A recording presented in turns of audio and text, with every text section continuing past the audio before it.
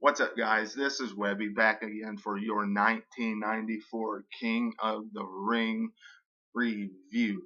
The 1994 King of the Ring showed a lot of things to us wrestling fans. It showed championship matches. It showed who would be the King of the Ring for that year. And it showed a true icon make his return to the WWE, and I'm talking about the Hot Rod, Roddy Piper. All that plus so much more happened on this 1994 King of the Ring. First off, in an opening round match, Razor Ramon took on Bam Bam Bigelow. An awesome confrontation to open up the King of the Ring. Bam Bam had the biggest majority offense in this match. Razor Ramon, it really showed a lot of heart in him because he took so much offense from Bam Bam. Bam Bam, I will say this, once again proved why he is one of the best big men ever in the WWE history. And Razor Ramon, it was clear what we were trying to see. Could he make it through the semifinals and go on to the King of the Ring after taking so much beating from Bam Bam Bigelow? Because Razor Ramon was victorious in this match. Erwin R. Shyster, otherwise known as IRS, took on Mabel. This contest, you really have to look at what WWE was starting to do. Babyface wins, heel wins. IRS picks up the victory here. Mabel didn't really stand a chance. Was he over in this contest? Yes. Was he over with the fans in the WWE at this time? Yes. But did it make sense for Mabel to pick up the victory here? No. Not with how WWE books things where babyfaces takes on heels all the time. Now, would I have a problem seeing babyface versus babyface or heel versus heel? No. But can you imagine the match Razor Ramon and Mabel would have? It would not be that entertaining or intriguing for the wrestling fans. So, of course, IRS would go over here. Plus, IRS and Razor Ramon had history in the past when IRS was going for the Intercontinental Championship and IRS took the gold around Razor's neck. So, only made sense that this happened here. IRS advances in the tournament. Owen Hart versus Tatanka. This contest, very intriguing, very good.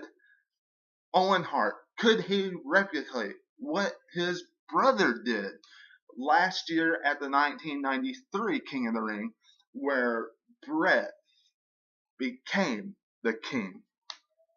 Owen Hart wins this matchup after a hard-fought victory and moves on to the semi-final match.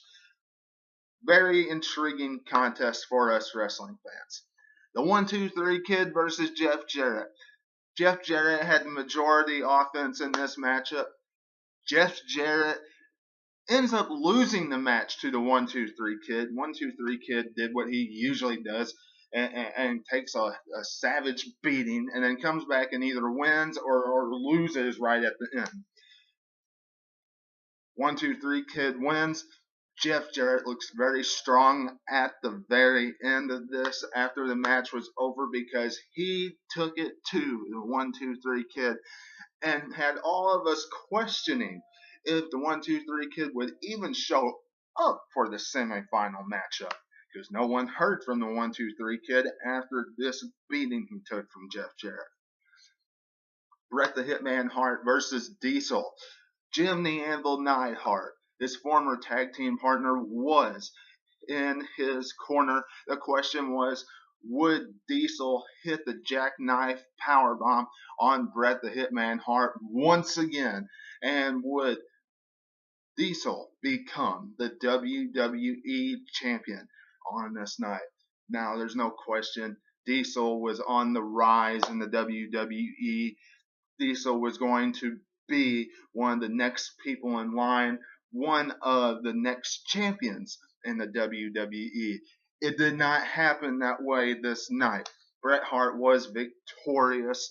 Jim the Anvil Neidhart went in and caused a disqualification, making sure Bret Hart retained his WWE Championship after Diesel hit the jackknife powerbomb. He was not going to have Bret Hart lose that coveted title. Razor Ramon versus IRS, another intriguing matchup because of their history. Razor Ramon wins this matchup and moves on to the finals.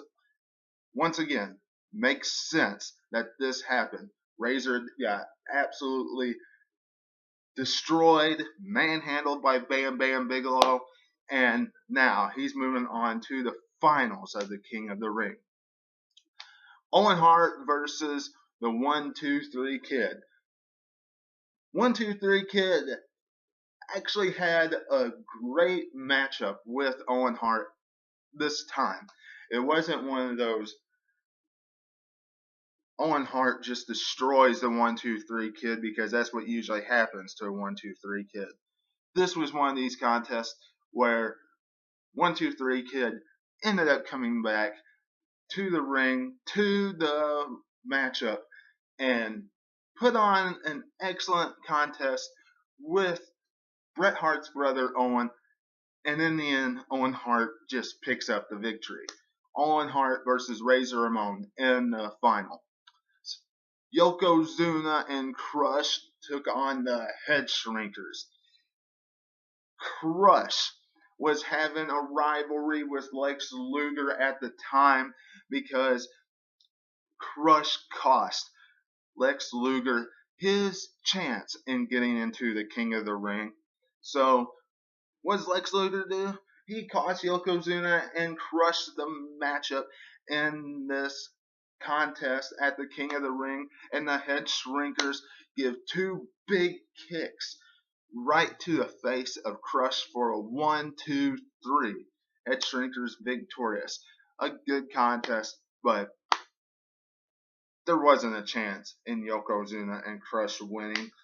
Later on down the road, Yokozuna gets the tag team championship, but with Crush was having his own rivalry with somebody else, so we knew something like that was going to happen. Owen Hart versus Razor Ramon. This matchup was a very good contest for a finals, and we finally found out who the King of Hearts was, because Owen Hart became the 1994 King of the Ring with the help of Jim the Anvil Neidhart. These guys were going back and forth. Then all of a sudden, Razor Ramon gets knocked on the outside, and the Anvil comes down and picks the bones, hits him, throws him back inside, a big elbow, and 1, 2, 3, Owen Hart becomes the King of the Ring and is now known as the King of Hearts. And what an epic way for him to move on down in his career, because he faced Bret Hart in a steel cage. He eventually had Intercontinental Championships, Tag Team Championships, amongst so many other things, Slammy Award winners. Owen Hart definitely had a great career, and a big reason for that, a big jump start, is winning this King of the Ring. Roddy Piper versus Jerry the King Lawler.